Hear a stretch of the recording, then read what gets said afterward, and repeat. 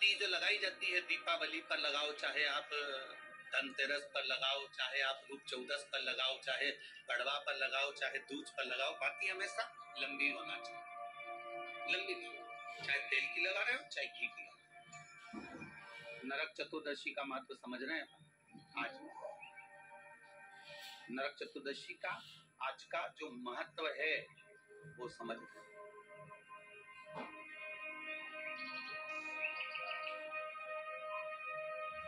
क्या महत्व है नरक चतुर्दशी? कृष्ण पक्ष की कार्तिक महीने की इस चतुर्दशी का, रूप चतुर्दशी का, नरक चतुर्दशी का क्या महत्व है उसको समझना, उसके पूजन का क्या विधान है, छोटी दीपावली क्यों कहते हैं, क्यों दिए लगाए जाते हैं, उसके महत्व।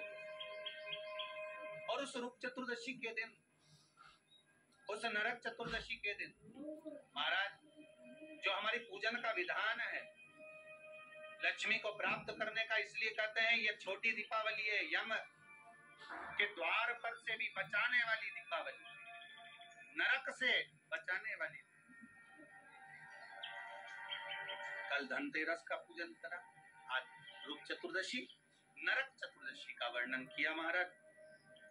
कल आप सभी ने जो पाटे पर पूजन करी है, चौरंग पर पाटे पर जो आपने पूजन जमाई थी, चांदी के सिक्के में मौली लपेटी थी, सिक्के में मौली लपेटी थी, उसको थाली में रखा था, वही स्थान पर वो थाली अगर आपने उठाकर अंदर रख ली हो या कहीं पर विराजमान कर दी हो, उस थाली को कहीं विराजमान कर दिया हो, तो आज फिर पुनः वही थाली वापिस सुंदर गोबर से लीप कर या जल से उसको पोंछ कर वहां पाटा रखें, चौरंग रखें, चौकी रखें महाराज, उस पर वापिस पुनः लाल वस्त्र बिछाकर उस थाली को वापिस वहीं रखें। आज जो दिए लगना है, आज जो दीप लगना है महाराज, एक दिया आटे का चौमुखी, 4 बत्ती का दीप लगाएं, उसमें चाहे तो सरसों का तेल डाल लें, तिल्ली का तेल डाल लें, चाहे तो उसमें मीठा तेल डाल लें, और 4 बत्ती उसमें होना चाहिए। थोड़ी सी पीली सरसों, अगर पीली सरसों हो तो पीली सरसों, नहीं हो तो काली सरसों उस दीप के अंदर डाल लें महाराज। एक घी का दीप लगाएं, 2 दीप लगेंगे रूप चौदस के दिन, 2 दीप, एक दीप एक घी का लंबी बत्ती का जो लक्ष्मी जी के सीधे हाथ पर है, दूसरा दीप है घी का दीप भी आटे का आएगा और तेल का दीप भी आटे का। जो तेल का दीप लगेगा वो थोड़ा सा दिया बड़ा लेना, उसमें 4 लंबी लंबी बत्तियां रखना, सरसों का तेल या मीठा तेल या तिल्ली का तेल जो भी मिल जाए उसके अंदर डाल लेना, 4 बत्ती, ये लक्ष्मी जी के लेफ्ट हैंड की रहेगी। उसी आटे का तेल का जो दिया रहेगा उसके अंदर या तो पीली सरसों या काली सरसों जो लाई होती है, सरसों होती है, उसके थोड़े से दाने उसमें डाल दीजिए। फिर ध्यान दीजिएगा, घी का दीप जो कलदार रखे हैं, लक्ष्मी जी का जहां पूजन कर रहे हो, लक्ष्मी जी का सीधा हाथ घी का दिया होना चाहिए, तो आपका कौन सा हाथ हो गया? उल्टा। लक्ष्मी जी का उल्टा हाथ वहां पर रखो चौमुखी दीप, और महाराज जल का छींटा देकर उन जो सिक्के रखे हैं, जो लक्ष्मी जी रखी है, भगवान का जहां पूजन कर रहे हो, उस पर जल का छींटा देकर सुंदर भाव से माता लक्ष्मी का स्मरण कर कर, गणेश जी का स्मरण कर कर आप भाव से महाराज जल का छींटा देकर सुंदर वस्त्र अर्थात मौली तलेवा जो भी आपके पास समर्पित कर कर भाव से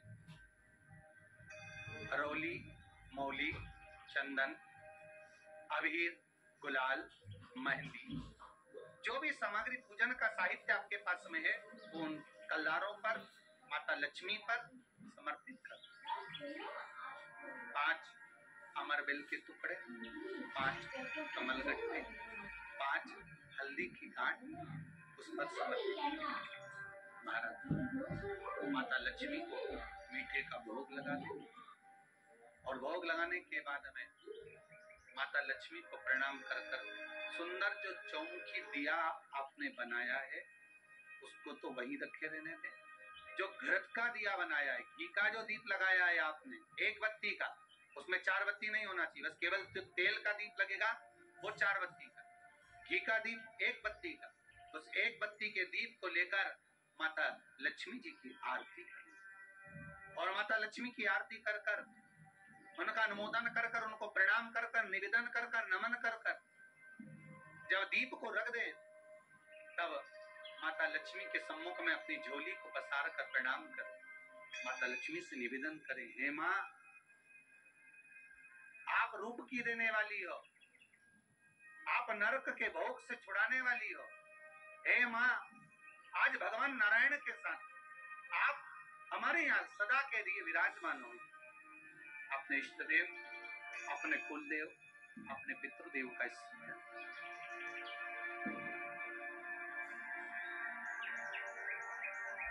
नमन करें, प्रणाम करें